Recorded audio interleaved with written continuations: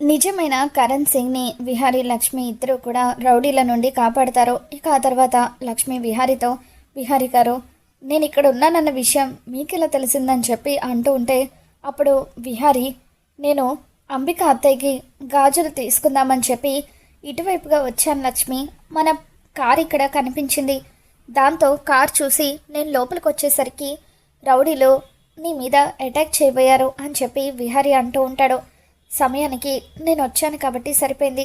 అయినా నువ్వు ఇక్కడికి వచ్చే ముందు నాకు ఒక్క మాట చెప్పాలి కదా లక్ష్మి. నేను కనుక రావడం కొంచెం ఆలస్యమైనా కూడా ఆ రౌడీలు నిన్ను కత్తితో పొడిచేవాళ్ళు అని చెప్పి విహారీ అంటూ ఉంటాడు. లేదు విహారీ గారు, నాకు ఏం కాదు, నన్ను కాపాడడానికి మీరున్నారు కదా అని చెప్పి లక్ష్మి అంటూ ఉంటుంది.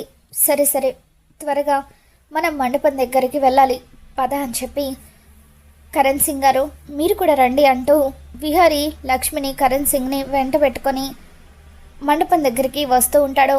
మరోవైపు సుభాష్ అంబికతో లక్ష్మి రౌడీల నుండి తప్పించుకుందట.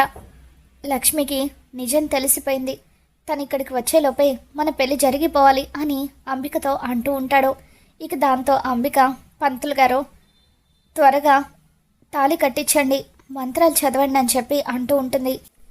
పెళ్ళికి ఇన్ని సంవత్సరాలు ఆగిన దానివి ఇప్పుడు ఒక 10 నిమిషాలు కూడా ఆగలేకపోతున్నావానే అని చెప్పి పద్మాక్షి అంటూ ఉంటే, అదేం కాదక్క, మళ్ళీ ముహూర్తం దాటిపోతుందని భయం. అసలే అవ్వక నా పెళ్ళి అవుతుంది కదా, అందుకే అని చెప్పి అంబిక అంటూ ఉంటుంది. ఇక దాంతో పంతులు గారు ఇప్పుడు తాళి కట్టిస్తానండి అని చెప్పి అంటూ ఉంటారు. బాబు ఆ తాళిని చేత్తో పట్టుకోండి అంటూ సుభాష్ చేతికి తాళిచ్చి మంత్రాలు చదువుతూ ఉంటారు. సుభాష్ అంబిక మెడలో తాళి కడుతూ ఉంటే అంబిక ఆనందపడిపోతూ ఉంటుంది. ఇక సరిగ్గా తాళి కట్టే టైంకి ఆపండి, ఈ పెళ్లి జరగడానికి వీల్లేదు అని చెప్పి విహారీ పరుగున అక్కడికి వచ్చి సుభాష్ కాలర్ పట్టుకొని ఈడ్చుకొని వస్తూ ఉంటే అప్పుడు భక్తవత్సలం, రే విహారీ ఏం చేస్తున్నారా, అసలే అవ్వక అంబిక పెళ్ళి అవుతూ ఉంటే ఆ పెళ్లి కొడుకుని ఎందుకు లాక్కొస్తున్నావు, ఎందుకు ఈ పెళ్ళి ఆపాలనుకుంటున్నావని అంటూ ఉంటే, తాతయ్య ఇక్కడున్నది నిజమైన కరణ్ సింగ్ కాదు, అసలైన కరణ్ సింగ్ అక్కడున్నారు. వీడు సుభాష్ కరణ్ సింగ్ లాగా వేషం వేసుకొని మనల్ందరినీ కూడా మోసం చేసి అత్తయ్య పక్కన కూర్చొని తాళి కడుతున్నాడు అని చెప్పి విహారీ సుభాష్ మారు వేషాన్ని తొలగించి అందరి ముందు నిలబెట్టగానే ఇక అప్పుడు అంతా కూడా సుభాష్ని చూసి ఒక్కసారిగా షాక్ అవుతారు. ఛా, ఇలా జరిగిందేంటి, అసలు 2 నిమిషాలు వీళ్ళు రావడం ఆలస్యం అయి ఉంటే సుభాష్తో నా పెళ్లి జరిగిపోయి ఉండేది, అప్పుడు ఎవరు కూడా ఏమీ చేయలేకపోయేవారు అని చెప్పి అంబిక అనుకుంటుంది. భక్తవత్సలం సుభాష్ దగ్గరకు వచ్చి 2 చెంపలు వాయిస్తూ, రే ఎంత దారుణంగా మారు వేషంలో వచ్చి నా కూతుర్ని పెళ్లి చేసుకోవాలని చూస్తావా, మమ్మల్ని అందరినీ ఇంత మోసం చేస్తావా అని చెప్పి అంటూ ఉంటారు. ఇకప్పుడు సంధ్యకు ఆల్రెడీ విహారీ వాళ్ళు ఫోన్ చేయడంతో పోలీసులతో సంధ్య అక్కడికి వస్తుంది. సుభాష్ని అరెస్ట్ చేసి తీసుకెళ్ళిపోతూ ఉంటారు.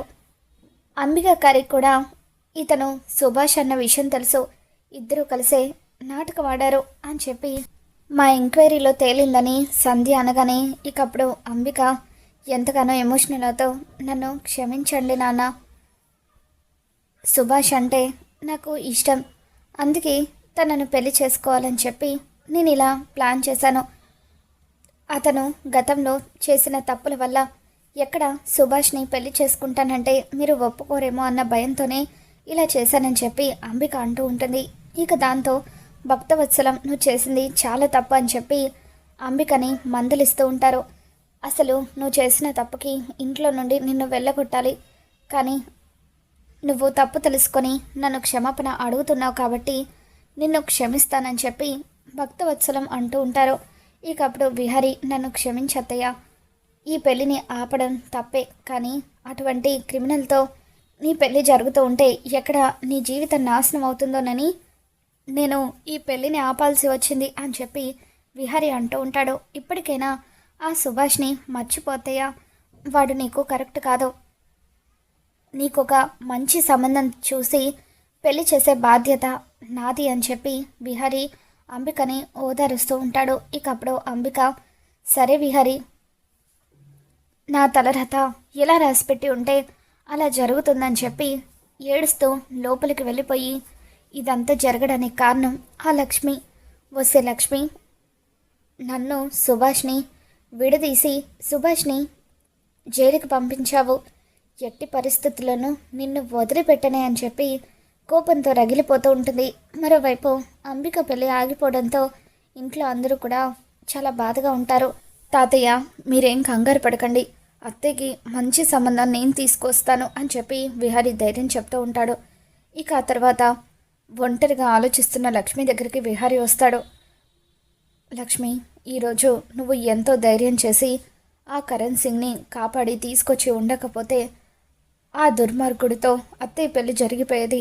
అప్పుడు తీరని నష్టం ఈ ఇంటికి జరిగేది. మరొకసారి నువ్వు మన కుటుంబాన్ని కాపాడావని చెప్పి చాలా థ్యాంక్స్ అంటూ విహారీ లక్ష్మిని హక్ చేసుకుంటాడు. అత్తయ్య పెళ్ళి అయిపోతే మన గురించి అందరికీ చెప్పేద్దామని అనుకున్నాను, కానీ అనుకోకుండా అత్తయ్య పెళ్ళి ఆగిపోయింది. అయినా సరే 2 రోజులు నీకు టైం ఇస్తున్నాను. ఈ 2 రోజుల్లో నువ్వు నీ మనసులో మాటను నాకు చెప్పకపోతే అత్తయ్య పెళ్ళి జరిగినా జరగకపోయినా నేను మన విషయం గురించి ఇంట్లో అందరి ముందు బయట పెట్టేస్తానని చెప్పి విహారీ అంటూ ఉంటాడు.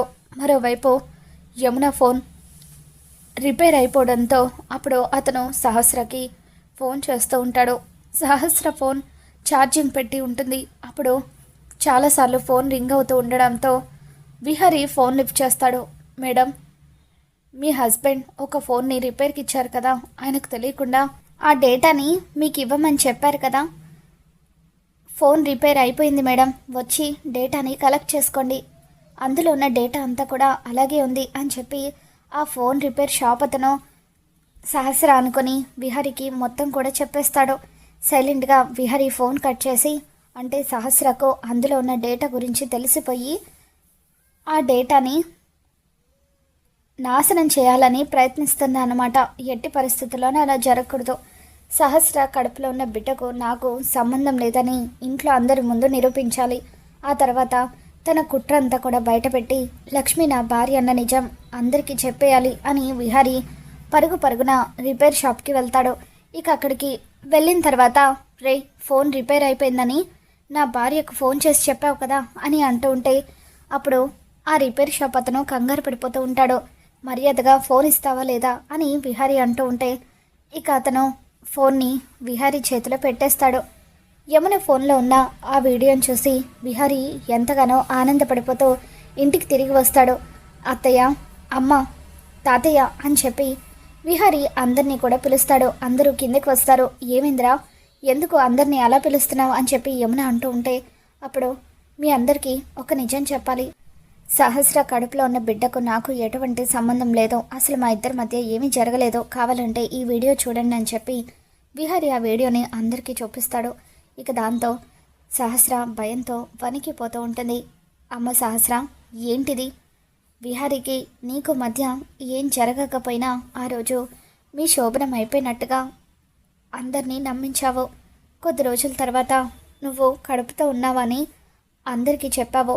అసలు నిజంగా నువ్వు కడుపుతోనే ఉన్నావా? ఒకవేళ నిజంగా నువ్వు కడుపుతో ఉంటే ఆ బిడ్డకు కారణం ఎవరని చెప్పి అందరూ కూడా సహస్రని అనుమానిస్తూ ఉంటారు. ఇక దాంతో సహస్రకు ఏం చెప్పాలో అర్థం కాక, ఒక్కసారి నేను చెప్పేది వినండి, నా కడుపులో ఉన్న బిడ్డకు కారణం బావే అని చెప్పి అంటూ ఉంటే యమున ఒక్కసారిగా సహస్ర చెంప పగలగొడుతుంది. నోరు ముయ్యవే, ఇన్ని రోజులు నువ్వు చెప్పేది నిజమని నేను కూడా నమ్మాను, కానీ అందరినీ ఇంత దారుణంగా మోసం చేస్తావా?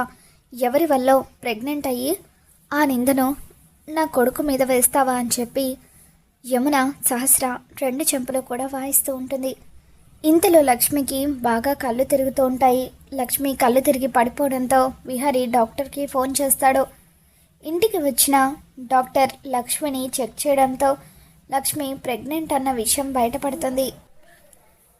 పద్మాక్షి యమున మీద మండిపడుతూ, నా కూతురు తప్పు చేసిందని ఇప్పటివరకు అందరూ నా కూతుర్ని ఎన్నో మాటలు అన్నారు కదా, మరి ఈ లక్ష్మి చేసింది ఏంటి అని చెప్పి పద్మాక్షి మండిపడుతూ ఉంటుంది. ఇక దాంతో లక్ష్మి కడుపులో ఉన్న బిడ్డకు నేనే కారణం, లక్ష్మి నా భార్య అంటూ విహారీ నిజాన్ని బయట పెట్టేస్తాడు. మరి రాబోతున్న ఎపిసోడ్లో ఏం జరగబోతుందో మళ్ళీ మన ఛానల్లో తెలుసుకుందాం. ఈ వీడియో మీకు నచ్చినట్లయితే తప్పకుండా లైక్ చేయండి.